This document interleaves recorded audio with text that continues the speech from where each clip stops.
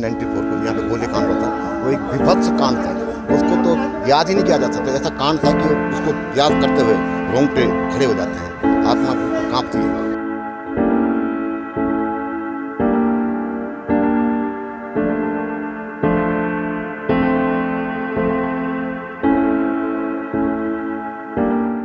जी हां दगड़ियों, उत्तराखंड आंदोलन पर जब चली थी सत्ता की बंदूक, एक हक मांग रहे लोगों पर गोलियां चली थीं। मसूरी की वो खौफनाक रात दगड़ियों बताने आया हूं आपको उत्तराखंड राज्य आंदोलन के सबसे काले और खौफनाक चेहरे के बारे में, मसूरी गोलीकांड के बारे में। नमस्कार, पहला मैं पंकज रौतेला, आप देख रहे हैं उत्तराखंड न्यूज। दगड़ियों थोड़ा याद करिएगा, वो दिन वो तारीख 2 सितंबर की थी जब निहत्थे आंदोलनकारियों पर गोलियां बरसी थी। लोकतंत्र की चित्कार बन गई थी रात। सरकार की बर्बरता ने हक मांगती आवाजों को खून से लथपथ कर दिया था। आज बताऊंगा उस रात के बारे में आपको, इसलिए इस संवेदनशील खबर को आप अंत तक जरूर देखिएगा दगड़ियों, ताकि कोई भी जानकारी आप तक पहुंचने से छूटे ना। दगड़ियों, मसूरी गोलीकांड की 31वीं बरसी पर उत्तराखंड आंदोलन की काली छाया और अधूरे सपनों की कहानी लेकर आया हूं, उसके बारे में बताने जा रहा हूं। 2 सितंबर 1994 का दिन उत्तराखंड राज्य आंदोलन के इतिहास में काले अक्षरों में दर्ज हो गया। दगड़ियों, मसूरी की शांतिपूर्ण शांत वादियों में उस दिन निहत्थे आंदोलनकारियों पर पुलिस ने गोलियां चलाकर 6 लोगों की जान ले ली। इनमें 2 महिलाएं भी शामिल थी। यह गोलीकांड केवल एक हिंसात्मक घटना नहीं थी दगड़ियों, बल्कि यह उत्तराखंड आंदोलन के लिए एक निर्णायक मोड़ साबित हुआ, जिसने पूरे प्रदेश को हिलाकर रख दिया। दोस्तों, अभी आप लोगों ने डॉक्टर हरक सिंह रावत को खूब सुना होगा। कई दिनों से वो अपने बयानों को लेकर चर्चा में हैं। उनके बयानों में मुख्य तौर पर आपने 2 नाम सुने होंगे, जिन नामों को लेते हुए वो कहते हैं कि उनकी आत्मा भी आज रो रही होगी। बल शायद आप लोगों ने ध्यान नहीं दिया होगा दगड़ियों, मैं जिस मसूरी गोलीकांड का जिक्र कर रहा हूं ना, वो दोनों महिलाएं इसी गोलीकांड में शहीद हुई थी। आगे मैं आपको उनके बारे में बताऊंगा, उनके नाम पते सब कुछ, और साथ ही और भी कई लोगों ने अपनी जान मसूरी गोलीकांड में गंवाई थी दगड़ियों, वो भी बताऊंगा। बस आपसे गुजारिश ये है कि आप अंत तक मेरे साथ इस वीडियो में जरूर बने रहें। दगड़ियों, राज्य आंदोलन की शुरुआत और संघर्ष की लंबी राह रही है, ये आप जानते होंगे, या नहीं जानते तो आपको मैं बताऊंगा। खासकर वो युवा पीढ़ी जिसने बना हुआ उत्तराखंड देखा है। दोस्तों, उत्तराखंड को अलग राज्य बनाने की मांग अचानक नहीं उठी थी। यह कहा जाता है कि इसकी नींव 1938 में गढ़वाल के श्रीनगर में भारतीय राष्ट्रीय कांग्रेस के विशेष अधिवेशन के दौरान पड़ी थी, जब पहली बार पहाड़ के लिए अलग राज्य की आवश्यकता पर चर्चा हुई थी। इसके बाद कई दशक तक मांग धीरे धीरे उभरती रही, लेकिन असली जन आंदोलन 1990 के दशक में तब तेजी से बढ़ा जब पहाड़ों की उपेक्षा, बेरोजगारी और पलायन के साथ ही विकास की कमी ने जनमानस पर उबाल ला दिया। दगड़ियों, यहां मैं आपको बता दूं कि 1 सितंबर 1994 को खटीमा में पुलिस की गोलियां चली थी। 7 आंदोलनकारी शहीद हुए थे। यह घटना पूरे प्रदेश को झकझोर देने वाली थी। आपने देखा होगा, एक रोज पहले मुख्यमंत्री पुष्कर सिंह धामी खटीमा में थे। उन्होंने आंदोलनकारी शहीदों को श्रद्धांजलि अर्पित की। अगले दिन यानी कि 2 सितंबर की वो तारीख, मसूरी में हुई शांतिपूर्ण रैली के दौरान पुलिस ने अचानक से अंधाधुंध गोलियां चला दी, जिससे 6 आंदोलनकारी शहीद हो गए। यह गोलीकांड आंदोलनकारियों के लिए एक गहरा सदमा था, लेकिन इसने उनके संकल्प को नहीं तोड़ा दगड़ियों। और दगड़ियों, उत्तराखंड के उत्तराखंड बनने की यह कहानी है, इसलिए थोड़ा ध्यान दीजिएगा, तो ध्यान से सुनिएगा और समझिएगा भी। दगड़ियों, शहीदों की यादें आज बस यादों में रह गई और उनका बलिदान हमेशा याद किया जाएगा। उत्तराखंड को बनाने में जिन लोगों ने अपना सब कुछ गंवा दिया, उनको भी सलाम किया जाएगा और किया जा रहा है। कुछ नाम मैं आपको बताने जा रहा हूं। इसमें 2 नाम आपने हरक सिंह रावत के, कांग्रेस के वरिष्ठ नेता के मुंह से सुने ही हैं। वो नाम है बेलमती चौहान और हंसा धनाई। ये 2 महिलाएं जिन्होंने मसूरी गोलीकांड में अपनी जान गंवाई। इसके अलावा बहुत से नाम और भी हैं। तो दगड़ियों, ये वो 6 शहीद थे जिन्होंने अपनी जान की कीमत पर पहाड़ों के लोगों को सपने दिखाए थे और उस आवाज को बुलंदियों तक पहुंचाया था। इनमें 2 महिलाएं भी थी जो इस आंदोलन की संवेदनशीलता और व्यापक जन समर्थन का उदाहरण बनी और उसे दर्शाकर चली गई, जिनके बारे में मैंने आपको सबसे पहले बताया। साथ ही दोस्तों मैं आपको यह भी बताता चलूं कि इस गोलीकांड में एक पुलिस अधिकारी भी शहीद हुआ था, लेकिन यह घटना आंदोलनकारियों की जंग को रोक न सकी। पूरे उत्तराखंड में विरोध और गुस्से का माहौल था, जिसने आंदोलन को और बल दिया, प्रबल बनाया। अब आता हूं राज्य गठन और अधूरे सपनों की हकीकत पर। दोस्तों आपको क्या लगता है, आंदोलनकारियों ने जो सपने देखे थे क्या वो पूरे हो गए? उत्तराखंड बनने के साथ ही? ऐसा नहीं लगता, ऐसा है भी नहीं। जिस मकसद से आंदोलन हुआ दगड़ियों, लोगों ने जान गंवाई, वो मकसद शायद अभी नहीं पूरा हुआ। अब तक नहीं हुआ तो कब होगा ये भी पता नहीं। आगे वक्त मिलेगा तो बताऊंगा तब की मांग और आज की तस्वीर के बारे में भी तुलनात्मक स्थिति आपके सामने रखने की कोशिश करूंगा। लेकिन उससे पहले ये देखिए, 9 नवंबर 2000 को उत्तराखंड राज्य का गठन हुआ, लेकिन आंदोलनकारियों का मानना है कि वे सपने अब भी अधूरे हैं। वे कहते हैं कि जब राज्य बनेगा तो पलायन रुकेगा, बेरोजगारी घटेगी और पर्वतीय क्षेत्रों का विकास होगा। यह आंदोलन की मुख्य बुनियाद थी, लेकिन बीते 25 साल में ऐसा नहीं हो पाया। वैसे दगड़ियों, आज भी पहाड़ों में युवा रोजगार के लिए मैदानी इलाकों में पलायन कर रहे हैं, गांव खाली हो रहे हैं, खेत बाड़ी टूट रही है, बंजर हो रही है। राज्य सरकार ने कुछ महत्वपूर्ण घोषणाएं जरूर की, जैसे आंदोलनकारियों के लिए पेंशन योजना, नौकरियों में आरक्षण, लेकिन इसमें बहुत असमानताएं और तकनीकी समस्याएं देखने को मिली। कई आंदोलनकारी अब तक औपचारिक सूची में नहीं आ पाए दगड़ियों, जिससे उन्हें इन योजनाओं का लाभ तक नहीं मिल पा रहा है। खौफनाक एक दर्दनाक मंजर था। अगर जो कुर्बानियाँ हमारे शहरवासियों ने दी और आंदोलनकारियों ने दी, अगर उसको देखा जाए तो आज भी उन कुर्बानियों को देखते हुए हमें ऐसा उत्तराखंड नहीं मिला जैसा हम चाहते थे।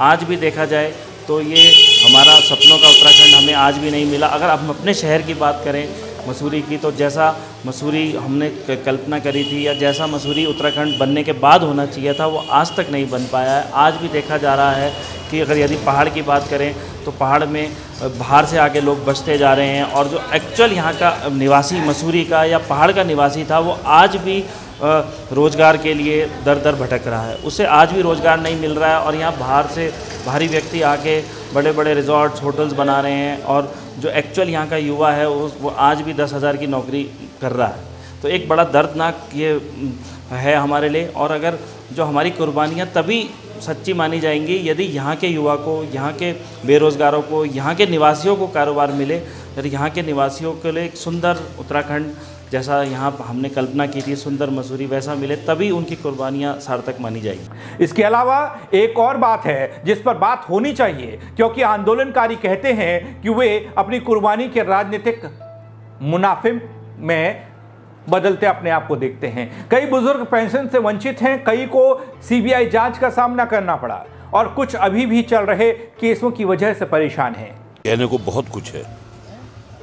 अगर उस दिन को हम याद करते हैं 1994 को, कि कैसा प्रदेश ने इस आंदोलन को चलाया, कहाँ से शुरू हुआ, कहाँ तक ये पहुँचा, और पूरा जिस बोली भाषा जो भी उत्तराखंड में रहता है उन सब के सहयोग से आंदोलन चला। और विशेषकर जब मसूरी की बात करते हैं तो मसूरी जो आंदोलन चला, यहाँ तो विदेशी ने भी हमारे साथ दिया है।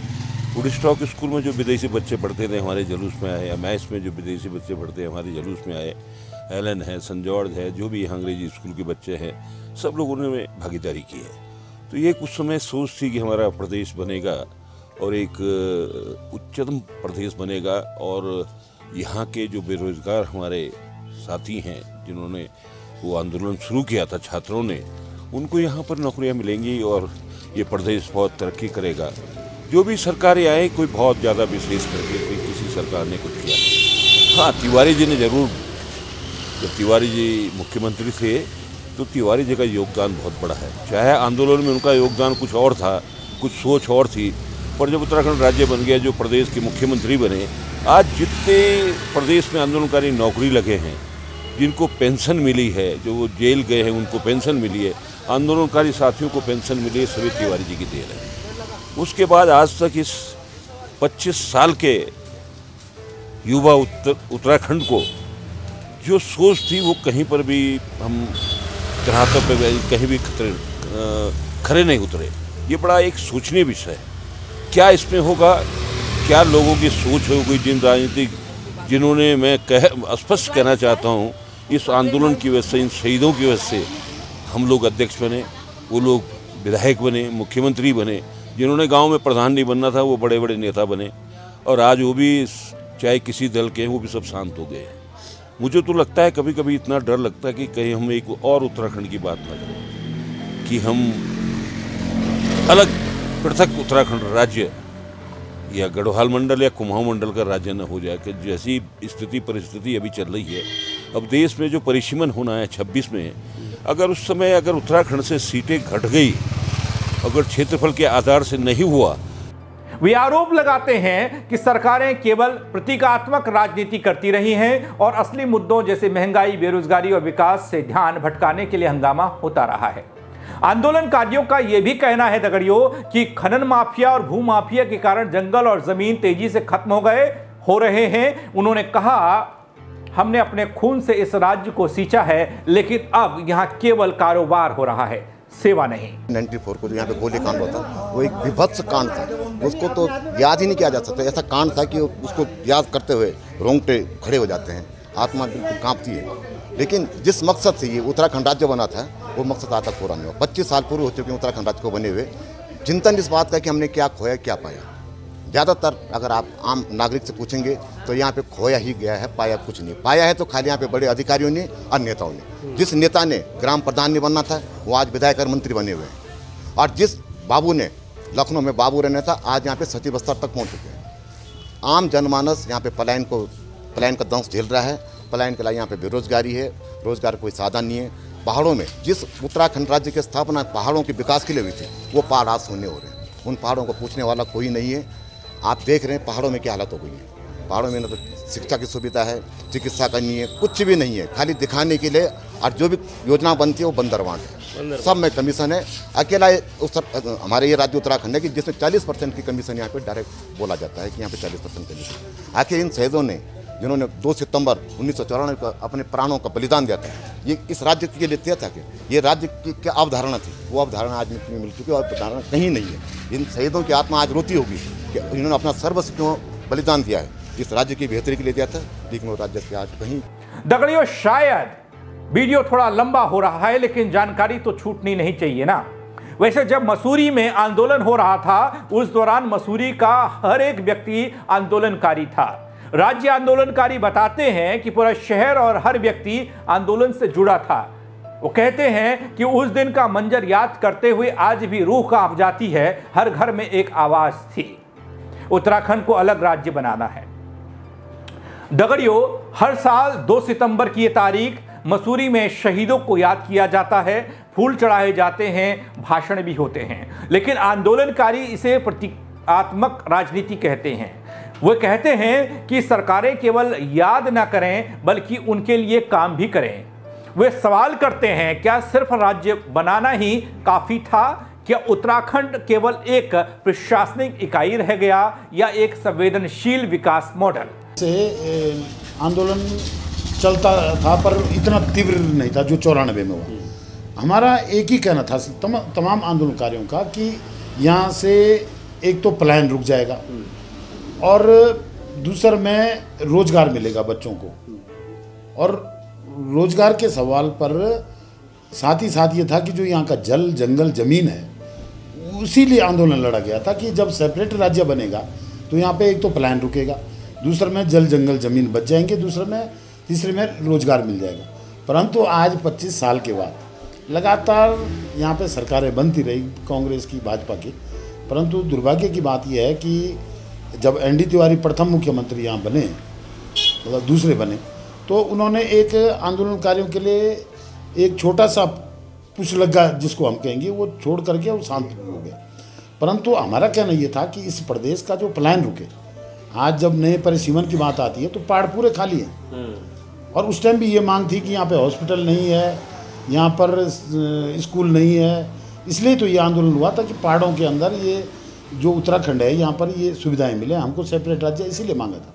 परंतु आज 25 साल भी है, हम उन्हीं चीज़ों से वंचित हैं। जल जंगल ज़मीन हमसे छीन लिया गया, पलायन रुक नहीं रहा है बेरोजगारी दूर हो नहीं रही है। तो मैं तो समझता हूँ कि इससे पहले जो उत्तर प्रदेश में व्यवस्थाएं थी उससे भी बेहतर परिस्थितियाँ आज उत्तराखंड की। एक और बात दगड़ियों, आज 31 साल बाद वाला सवाल, मसूरी गोलीकांड की 31वीं बरसी पर यह सवाल और भी तेज होता दिख रहा है। क्या आंदोलनकारियों को न्याय मिला? क्या राज्य उनके सपनों जैसे विकसित हो पाया? क्या पहाड़ों की पीड़ा कम हुई? जवाब है आप सब जानते हैं, अभी बहुत कुछ अधूरा है। उत्तराखंड की सरकारों को चाहिए दगड़ियों कि केवल जुमलेबाजी छोड़कर सच्चे विकास, रोजगार और न्याय के लिए ठोस कदम उठाए जाएं। तभी मसूरी गोलीकांड के शहीदों को याद किया जाएगा, उनके बलिदान को सार्थक बनाया जाएगा।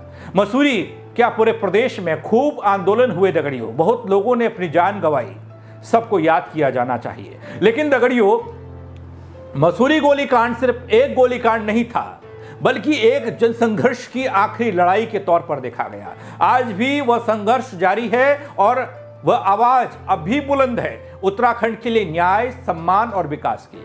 आज मसूरी गोलीकांड की 31वीं बरसी 2 सितंबर 1994 को उत्तराखंड राज्य आंदोलन के दौरान पुलिस द्वारा चलाए गए उस अभियान, उस कोहराम के बारे में बताकर मैंने भी उस घटना को याद करने की कोशिश की जो आज की युवा पीढ़ी शायद ही जानती हो। तो 31 वर्ष पूर्ण हो रहे हैं इस गोलीकांड को। मैं उन सभी शहीदों को नमन करता हूं जिन्होंने इस मसूरी गोलीकांड में अपनी जान गंवाई, और 25 वर्ष पूर्ण हो चुके हैं उत्तराखंड बने हुए। लेकिन कहीं ना कहीं ये लगता है कि आज भी उत्तराखंड की मांग जो पहाड़ी एक अलग राज्य की थी वो कहीं ना कहीं अधूरी रह गई है। इसका मुख्य कारण इसलिए है कि शुरुआती दौर में तो हमने देखा था, जब उत्तराखंड बना था शुरुआती वर्षों में ये एक पहाड़ी राज्य ही हुआ करता था। लेकिन अगर आज की बात करें तो आज के समय में आप सभी देख सकते हैं, मैं मसूरी का ही अगर इसमें उदाहरण लूँ तो ये कभी मसूरी की पहाड़ों की रानी हुआ करती थी। आज ये कंक्रीट का एक विशालकाय दानव बन चुका है, जो दानव कभी ना कभी मसूरी को ज़रूर खाएगा। इसका उदाहरण इसलिए देना चाह रहा हूँ क्योंकि आप देख सकते हैं, चाहे दराली हो, चाहे थराली हो, चाहे पौड़ी सैंजी का जो आज आपदाएं आ रही हैं, ये सारा का सारा किस लिए हो रहा है? क्योंकि हमने जो पहाड़ी राज्य की मांग की थी वो इसलिए की थी कि एक अलग पहाड़ी राज्य हो, यहाँ की संस्कृति, यहाँ की सभ्यताएं लोगों तक पहुँच सके। लेकिन कहीं ना कहीं हम लोगों ने आज 25 वर्ष पूर्ण होने के बाद भी इसको फिर से मैदानी क्षेत्र बना दिया है। हर जगह आप देखोगे अनियोजित विकास, जिसको हम विकास का नाम दे रहे हैं। देखिए, विकास होना अच्छी बात है और सरकारों का काम भी है कि विकास करना, लेकिन अनियोजित विकास हो रहा है जिसमें आप देख सकते हैं कि पूरे मसूरी या पूरे उत्तराखंड में ऐसी स्थिति पैदा हो चुकी है कि कहीं ना कहीं ये पहाड़ी राज्य मैदानी क्षेत्र बन चुका है। मैं यही बताना चाहूँगा कि इन 25 वर्षों में जिस उम्मीद, जिस अवधारणा से हमने उत्तराखंड राज्य बनाया था, वो कहीं ना कहीं अभी भी सिर्फ 50% ही पूरा हुआ है, 50% अभी भी अधूरा है। मसूरी में आज से ठीक 30 साल पहले उत्तराखंड आंदोलन की मांग कर रहे निहत्थे प्रदर्शनकारियों पर, शांत प्रदर्शनकारियों पर अंधाधुंध गोलियां चली, भीषण गोलियां चली। तो इस गोलीकांड में 6 राज्य आंदोलनकारी शहीद हो गए। यह बताने की कोशिश मैंने आपको की है दगड़ियों, जिनमें 2 महिलाएं भी थीं। आप समझ सकते हैं, पहाड़ है, पहाड़ में पहाड़ जैसा जीवन है और यहां पहाड़ जैसा संघर्ष भी है। आंदोलन भी पहाड़ जैसा ही रहा होगा। क्या कहेंगे आप इस खबर को लेकर? उत्तराखंड आंदोलन और उत्तराखंड आंदोलन के लिए शहीद हुए लोगों को लेकर आप कमेंट कर सकते हैं, मुझे बता सकते हैं, दर्शकों तक अपनी बात पहुंचा सकते हैं। साथ ही खबर को लाइक करें और लोगों को इस खबर को दिखाएं दगड़ियों। याद दिलाएं कि 30 साल पहले मसूरी गोलीकांड में क्या हुआ था, उत्तराखंड की लड़ाई कितनी ज़रूरी थी और कितना संघर्ष लोगों ने इसके लिए किया। उत्तराखंड यूं ही उत्तराखंड नहीं बन गया।